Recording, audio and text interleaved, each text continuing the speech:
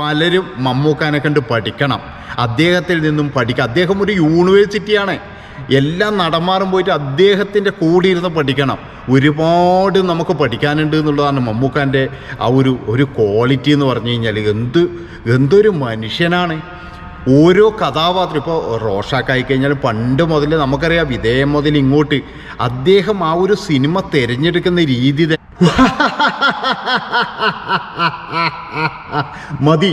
ഈ ഒരൊറ്റ ചിരി മാത്രം മതി. അതായത് നമ്മുടെ ഇന്ത്യൻ സിനിമയിൽ തന്നെ മമ്മൂക്കാനെ കവച്ചു വെക്കാൻ വേണ്ടിയിട്ട് ഒരുത്തനുമില്ല എന്ന് ശരിക്കും വീണ്ടും വീണ്ടും അദ്ദേഹം തെളിയിച്ചു കൊണ്ടിരിക്കുകയാണ്. ഓരോ സിനിമ കഴിയുമ്പോഴും ഇദ്ദേഹം, എനിക്ക് തോന്നുന്നത് ഇപ്പോൾ ഓരോ സിനിമയും ഒരു പരീക്ഷണമാണ്. അതായത് കഥ പറയാൻ വരുന്നവൻ, അവന് സിനിമ ബാക്ക്ഗ്രൗണ്ട് ഉണ്ടോ, അല്ലെങ്കിൽ അവൻ അസിസ്റ്റന്റ് ഡയറക്ടറാണോ, ഇല്ലെങ്കിൽ അവന് സിനിമ എടുത്തിട്ട് പരിചയമുണ്ടോ, ഇതൊന്നുമല്ല ആ മനുഷ്യൻ നോക്കുന്നത്. അതായത് അവൻ്റെ സിനിമയോടുള്ള പാഷൻ എത്രയുണ്ട് എന്നാണ് നോക്കുന്നത്. അതുകൊണ്ടല്ലേ പുതിയ പുതിയ ആൾക്കാരിങ്ങനെ കൊണ്ടുവരുന്നത്. ഇപ്പോഴും ഈ സിനിമേൻ്റെ ആൾ പുതിയ ആളെന്നൊന്നും പറയുന്നില്ല. അദ്ദേഹം ഭൂതകാലം എന്ന് പറയുന്ന ഒരു അടിപൊളി സിനിമ എടുത്തൊരു മനുഷ്യനാണ്. എന്തൊക്കെ ആയിക്കഴിഞ്ഞാലും മമ്മൂക്ക എന്ന് പറയുന്ന ഒരു വ്യക്തിയോട് ഒരു അഴിഞ്ഞാട്ടമാണ് നമുക്കിന്ന് കാണാൻ കഴിഞ്ഞത്. ഒരു അവാർഡ് പോലും നിങ്ങളിനി അദ്ദേഹത്തിന് കൊടുക്കരുത്. കാരണം അദ്ദേഹത്തിന് അവാർഡ് വേണ്ട. ഒരു അവാർഡും ഒരു രത്നയും അദ്ദേഹത്തിന് വേണ്ട. അദ്ദേഹത്തിന് ജനങ്ങൾ കൊടുക്കുന്ന ഈ ഒരു സ്നേഹമുള്ള അവാർഡുണ്ടല്ലോ, ഇത് മാത്രം മതി മമ്മൂക്ക എന്ന് പറയുന്ന മനുഷ്യൻ ആയുഷ്കാലം മുഴുവൻ ജനങ്ങളുടെ മനസ്സിൽ ജീവിക്കാൻ എന്നാണ് എനിക്ക് പറയാനുള്ളത്. അപ്പോൾ ബ്രഹ്മയുഗം എന്ന് പറയുന്ന ഒരു സിനിമ ഇന്ന് തിയേറ്ററുകളിൽ ഇങ്ങനെ ഉത്സവമായിക്കൊണ്ടിരിക്കുകയാണ്. നാളത്തെ കേരളത്തിലുള്ള എല്ലാ ഷോയ്ക്കും നാളെ ബുക്കിംഗ് കഴിഞ്ഞിരിക്കുകയാണ്. ഇപ്പോൾ തന്നെ നിരവധി ആൾക്കാർ ഇന്ന് സൈറ്റിൽ കയറിയിട്ട് ടിക്കറ്റ് കിട്ടാനില്ലാതെ നെട്ടോട്ടം ഓടുകയാണ്. കാരണം അവരൊക്കെ ഈ സിനിമ കാണുന്നതിന് വേണ്ടിയിട്ട്. നിങ്ങൾ ഇന്നത്തെ ഒരു റിവ്യൂ ശ്രദ്ധിച്ചിട്ടുണ്ടോ? ഏതെങ്കിലും ഒരാൾ ആ സിനിമയെ പറ്റി മോശം പറഞ്ഞിട്ടുണ്ടോ? ചില കമൻറ്റുകൾ വരുന്നുണ്ട്. അത് നമുക്കറിയാലോ ആരുടെ കമൻ്റാണെന്ന്. അങ്ങനെയുള്ള ചില ഊളകളെ നമുക്കങ്ങ് മാറ്റി നിർത്താം. ബാക്കിയൊക്കെ എന്ന് പറഞ്ഞാൽ മമ്മൂട്ടി എന്ന് പറയുന്നൊരു നടന് വേണ്ടിയിട്ട്. എന്തൊരു മനുഷ്യനാണ് അദ്ദേഹം, എന്തൊരു അഴിഞ്ഞാട്ടമാണ്. അപ്പോൾ എനിക്ക് പറയാനുള്ളത്, ഈ ബ്രഹ്മയുഗം എന്ന് പറയുന്ന ഒരു സിനിമ, ഇതാണ് ശരിക്ക് നമ്മളൊക്കെ പണ്ട് കാലങ്ങളിൽ കേട്ട് വളർന്ന കഥകൾ. ഇതിൻ്റെ സംവിധായകൻ രാഹുൽ സദാശിവൻ, അദ്ദേഹം നല്ല രീതിയിൽ കഥകളൊക്കെ കേട്ട് വളർന്നൊരു വ്യക്തി തന്നെയാണ്. അദ്ദേഹത്തിന് അതിൻ്റേതായ എക്സ്പീരിയൻസുകൾ ഇതിൻ്റെ അകത്ത് കാണാനുണ്ട്.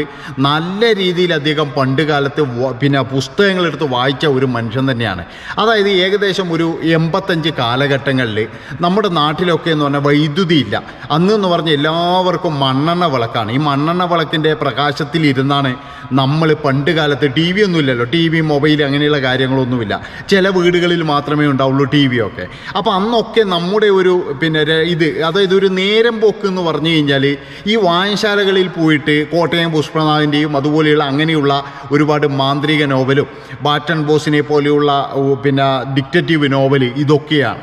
അപ്പോൾ ഇതൊക്കെ നമ്മൾ വായിക്കുന്ന സമയത്ത് പണ്ടൊക്കെ എന്ന് പറഞ്ഞാൽ 2 കെട്ട് വീടുകളായിരിക്കും. 2 കെട്ട് വീടാണെങ്കിലും ചില വീടൊക്കെ ഓലപ്പുരകളായിരിക്കും. അതായത് 2 കെട്ട് തന്നെ ഓലപ്പുരയുള്ള വീടുണ്ട്. അപ്പോൾ അങ്ങനെയുള്ള വീടുകളിൽ ഈ നമ്മൾ മുകളിലത്തെ ആ സ്ഥലത്ത്, അതായത് മണ്ണെണ്ണ വിളക്കിൻ്റെ പ്രകാശത്തിൽ നല്ല മഴയുള്ള രാത്രി, മഴ പുറത്തുനിന്നുണ്ടാവും പെയ്തുകൊണ്ടിരിക്കുന്നത്. അപ്പോഴും നമ്മളിങ്ങനെ ആ ഒരു മാന്ത്രിക നോവൽ വായിക്കുമ്പോഴില്ലേ, അതിൻ്റെ അകത്തുള്ള കഥാപാത്രങ്ങളെല്ലാം നമ്മുടെ ചുറ്റുവട്ടത്തിങ്ങനെ വന്നിരിക്കും. കാരണം നമ്മൾ ഈ പുസ്തകം വായിക്കുമ്പോൾ തന്നെ നമ്മളിങ്ങനെ ഒരു കണ്ടിട്ട് നോക്കും, ആരെങ്കിലും നമ്മുടെ അവിടെ ഇരിക്കുന്നുണ്ടോ, ഈ കഥാപാത്രത്തെ പോലെ ആരെങ്കിലും ഒരാൾ ജനലിൻ്റെ ഉള്ളിൽ നോക്കുന്നുണ്ടോ. കാരണം ഈ മഴ പെയ്യുന്നതിൻ്റെ ആ ഒരു ശബ്ദവും കേൾക്കാൻ കഴിയും. അപ്പോൾ അത്രത്തോളമുള്ള ഒരു ഫീലിങ്സിലാണ് നമ്മൾ അന്നൊക്കെ ഈ കഥകൾ വായിച്ചത്. അതിനെ നമ്മളെ സഹായിച്ചതെന്ന് പറഞ്ഞാൽ നമ്മുടെ നാട്ടിലെ ചെറിയ ചെറിയ വായനശാലകൾ തന്നെയാണ്. അതാണ് അതിൻ്റെ ഒരു ഒരു പവർ എന്ന് പറഞ്ഞു കഴിഞ്ഞാൽ. ഒരു പുസ്തകം വായിക്കുമ്പോൾ എവിടെയൊക്കെ നമ്മൾ ഒരു വിഷ്വൽ തന്നെയാണ് നമ്മളവിടെ കാണുന്നത് എന്നുള്ളതാണ്. പിന്നെ മമ്മൂക്കയെ പറ്റി പറയുകയാണെങ്കിൽ, അദ്ദേഹം ഓരോ സിനിമയും അദ്ദേഹത്തിന് ഓരോ പരീക്ഷണം തന്നെയാണ്. അതാണ് തെളിയിച്ചു കൊണ്ടിരിക്കുന്നത്. തൻ്റെ അടുത്ത് ഒരാൾ ഒരു കഥ പറയാൻ വന്നു കഴിഞ്ഞാൽ മാറി നിൽക്കണോ, പിന്നെ അങ്ങനെയൊന്നും പറയുന്ന ഒരു സ്വഭാവക്കാരനല്ല അദ്ദേഹം. അദ്ദേഹത്തിനറിയാം ഒരാളെ കണ്ടു കഴിഞ്ഞാൽ ഇവൻ്റെ ഉള്ളിൽ സിനിമയുണ്ട്. ഇദ്ദേഹം ഒരുപാട് സിനിമയിൽ അസിസ്റ്റൻ്റായിട്ട് പ്രവർത്തിച്ചിനോ, അല്ലെങ്കിൽ ഇവന് വേറെ ഏതെങ്കിലും സിനിമയായിട്ട് കണക്ഷൻ ഉണ്ടോ എന്നൊന്നും അദ്ദേഹം നോക്കൂല. ഇവൻ്റെ കണ്ണിൽ സിനിമയുണ്ട്. ആ കണ്ണിലെ സിനിമ ഇദ്ദേഹത്തിന് കാണാൻ കഴിയുമെന്നുള്ളതാണ്. അതുകൊണ്ടല്ലേ പുതുമുഖ സംവിധായകർക്കൊക്കെ ഇങ്ങനെ ഡേറ്റ് കൊടുത്തുകൊണ്ടിരിക്കുന്നത്. എന്തൊരു മനുഷ്യനാണ്! ഒരു രക്ഷയും കിട്ടുന്നില്ല കേട്ടാ. ഇന്നത്തെ ആ ഒരു പടം എന്ന് പറഞ്ഞു കഴിഞ്ഞാൽ അർജുൻ അശോകൻ എന്ന് പറയുന്ന ഒരു നടനും അതുപോലെ സിദ്ധാർത്ഥ് ഭരതനെയൊക്കെ നല്ല രീതിയിൽ ഉപയോഗിച്ച് കഴിഞ്ഞാൽ അദ്ദേഹം ഒരു വലിയൊരു മുതൽക്കൂട്ട് തന്നെയാണ്. പണ്ട് രാക്ഷസി എന്നില്ല പാട്ടും പാടി വരുമ്പോൾ ഞാനൊന്നും കരുതിയിട്ടില്ല ഇദ്ദേഹത്തിൻ്റെ ഉള്ളിൽ ഇതുപോലൊരു ഫയർ ഉണ്ട് എന്ന് ഞാൻ ഒരിക്കലും കരുതിയിട്ടില്ല. പക്ഷേ അദ്ദേഹം ഭരതനും KPSC ലളിതൻ്റെയും മകനല്ലേ, അവരെ കവച്ചു വെക്കും അദ്ദേഹം. അങ്ങനത്തെ ഒരു തരത്തിലാണ് വരാൻ പോകുന്നത്. കാരണം നമ്മളിപ്പോഴും അടുത്ത കാലത്ത് ഇറങ്ങിയ വേല എന്ന് പറയുന്ന ഒരു സിനിമയിൽ അദ്ദേഹത്തിൻ്റെ പ്രകടനം നമ്മൾ കണ്ടതാണ്. അങ്ങനെ ഓരോ സിനിമ കഴിയുമ്പോഴും അദ്ദേഹത്തെയൊക്കെ ഉപയോഗിക്കണമെന്നാണ് എനിക്ക് പറയാനുള്ളത്. അതിൽ അർജുൻ അശോകനെ പറ്റി പറയാതിരിക്കാൻ വയ്യ. ഹരിശ്രീ അശോകൻ്റെ ഏറ്റവും വലിയൊരു ഭാഗ്യം തന്നെയാണ്, ഒരു പുണ്യം തന്നെയാണ് അർജുൻ അശോകൻ എന്ന് പറയുന്ന ആ മകനെ ഒരുപാട് ഉയരങ്ങളിലെത്തും എന്നുള്ള കാര്യത്തിൽ യാതൊരു സംശയവും വേണ്ട. അതിനുള്ള എളിമയുണ്ട്, അതുപോലെ സിനിമയോടുള്ള സ്നേഹമുണ്ട്. വെറും പണത്തിൻ്റെ പുറകെ പോകുന്ന നടന്മാരെ പോലെയൊന്നുമല്ല. അദ്ദേഹമൊക്കെ നല്ല നല്ല ക്യാരക്ടർ വേണ്ടിയിട്ട് വെയിറ്റ് ചെയ്യുന്ന ഒരാളാണ്. അത്രത്തോളം നല്ല അഭിനയവും. ഇന്ന് അദ്ദേഹം ആ പുറത്ത് വന്നിട്ട് ആ റിവ്യൂ പറയുന്നവരോടൊക്കെ ആ ഒരു സംസാരിക്കുന്ന ഒരു രീതി കണ്ടില്ലേ, അതാണ് ഒരു മനുഷ്യൻ്റെ എളിമ എന്ന് പറഞ്ഞു കഴിഞ്ഞാൽ. അതായത് ആ ചുറ്റും കൂടി നിൽക്കുന്നതിൽ ഒരാളായിട്ട് നിൽക്കാനാണ് അദ്ദേഹത്തിനൊക്കെ വലിയ താല്പര്യം എന്നുള്ളതാണ് നമ്മൾ ഇതിൽ നിന്ന് മനസ്സിലാക്കേണ്ടത്. പിന്നെ വേറെ പറയാനുള്ളതെന്ന് പറഞ്ഞു കഴിഞ്ഞാൽ പലരും മമ്മൂക്കാനെ കണ്ട് പഠിക്കണം, അദ്ദേഹത്തിൽ നിന്നും പഠിക്കുക. അദ്ദേഹം ഒരു യൂണിവേഴ്സിറ്റിയാണ്. എല്ലാ നടന്മാരും പോയിട്ട് അദ്ദേഹത്തിൻ്റെ കൂടെ ഇരുന്ന് പഠിക്കണം. ഒരുപാട് നമുക്ക് പഠിക്കാനുണ്ട് എന്നുള്ളതാണ് മമ്മൂക്കാൻ്റെ ആ ഒരു ക്വാളിറ്റി എന്ന് പറഞ്ഞു കഴിഞ്ഞാൽ. എന്തൊരു മനുഷ്യനാണ്! ഓരോ കഥാപാത്രം ഇപ്പോൾ റോഷാക്കായി കഴിഞ്ഞാൽ പണ്ട് മുതൽ നമുക്കറിയാം, വിധേയം മുതൽ ഇങ്ങോട്ട് അദ്ദേഹം ആ ഒരു സിനിമ തിരഞ്ഞെടുക്കുന്ന രീതി തന്നെ. പണ്ട് നമ്മളെല്ലാം പപ്പിയുടെ സ്വന്തം മപ്പൂസ് എന്ന് പറയുന്ന ഒരു സിനിമ, ആ സിനിമ നമ്മളെ കണ്ണിങ്ങനെ നിറച്ചിട്ടാണ് എല്ലാവരും തിയേറ്ററിൽ നിന്ന് ഇറങ്ങി വന്നത്. ആലോചിച്ചിട്ടുണ്ടോ എത്രയെത്ര സിനിമകളാണ് മമ്മൂട്ടിയുടെ? ഈ നടനെ എന്താ ഇനി പറയേണ്ടതെന്നറിയില്ല.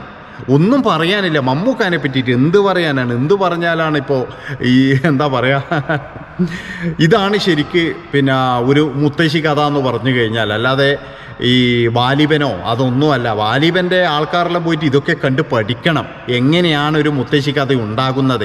നല്ല രീതിയിൽ ഹോംവർക്ക് ചെയ്യണം. അത് മാത്രവുമല്ല, ഒരനുഭവം ഉണ്ടായിരിക്കണം നമുക്ക്. ഇതുപോലെയുള്ള സിനിമ എടുക്കുമ്പോൾ ഒരനുഭവം നമുക്കുണ്ടെങ്കിൽ മാത്രമേ ഇങ്ങനെയുള്ള സിനിമ എടുക്കാൻ കഴിയുള്ളൂ. ഇതിൻ്റെ സംവിധായകനെ ഞാൻ സമ്മതിച്ചിരിക്കുന്നു, അദ്ദേഹത്തിന് നല്ല രീതിയിലുള്ള അനുഭവമുണ്ട്. അദ്ദേഹം വളർന്നു വന്ന സാഹചര്യമാകാം, ഇല്ലെങ്കിൽ അദ്ദേഹം വളർന്ന ഗ്രാമത്തിൻ്റെ ഒരു പശ്ചാത്തലമാകാം, മനയും കാര്യങ്ങളൊക്കെ ഉള്ള സ്ഥലത്തായിരിക്കും എനിക്ക് തോന്നുന്നത്. അത്രത്തോളം അദ്ദേഹം ഈ സിനിമയ്ക്ക് വേണ്ടിയിട്ട് ഹോംവർക്ക് ചെയ്തിട്ടുണ്ട് എന്നുള്ളതാണ്. അതുമാത്രം മതി ഒരു സിനിമ വിജയിക്കാൻ.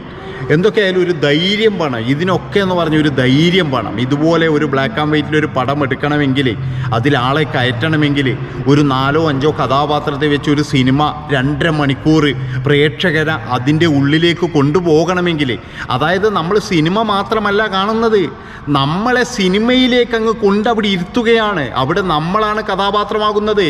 അതിൻ്റെ ഉള്ളിൽ മമ്മൂട്ടിയൊക്കെ നമ്മളെ ആ ഒരു ഇത് മാത്രമാണ്. ബാക്കി സിനിമയിലെ കഥാപാത്രങ്ങളിൽ ആ തിയേറ്ററിലിരിക്കുന്ന ജനങ്ങൾ തന്നെയാണ്. അങ്ങനെ എത്തിക്കണമെങ്കിൽ ഒരു സംവിധായകൻ എന്ന് പറയുന്ന ഒരു വ്യക്തിയുണ്ടല്ലോ, അദ്ദേഹം ഒരു ഭയങ്കര കഴിവുള്ള ഒരു സംഭവം തന്നെയാണ്. അദ്ദേഹത്തെ ഇനി പിടിച്ചാൽ പിടികിട്ടില്ല എന്നാണ് എനിക്ക് പറയാനുള്ളത്. വെറുതെ വന്നിട്ട് തട്ടിക്കൂട്ട് പടം എടുത്തിട്ട് കോടികൾ വാരണം എന്നുള്ള മോഹവുമായിട്ടല്ല വരേണ്ടത്. നമ്മൾ നല്ല കഥകളും നല്ല സിനിമകളും കൊടുക്കുക, ജനങ്ങളങ്ങ് അടിച്ച് കയറിക്കോളുമായിരുന്നേ. പിന്നെ നിങ്ങളൊന്നും നോക്കണ്ട.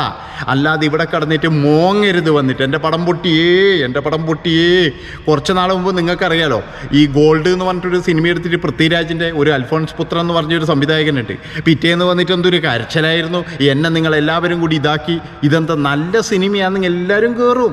അതുപോലെ തന്നെ നമ്മളെ വാലിബൻ്റെ ടീമും അതേ ചെയ്തത്, അവരും കരയുക തന്നെയാണ് ചെയ്തത്. അപ്പോൾ ഇത്രയും പറഞ്ഞുകൊണ്ട് എൻ്റെ മക്കളെ ടിക്കറ്റ് കിട്ടാനില്ല, നിങ്ങളിനി 2 ദിവസത്തേക്ക് നോക്കണ്ട. 2 ദിവസത്തേക്ക് കേരളം ഫുള്ളാണ്, വേഗം നോക്കിക്കോ, എന്നാലും 3-ാമത്തെ ദിവസം നിങ്ങൾക്ക് ടിക്കറ്റ് കിട്ടും. ഇത്രയും പറഞ്ഞുകൊണ്ട് ഈ ഒരു വീഡിയോ ഇവിടെ വെച്ച് വൈൻഡപ്പ് ചെയ്യാണ്. നന്ദി, നമസ്കാരം.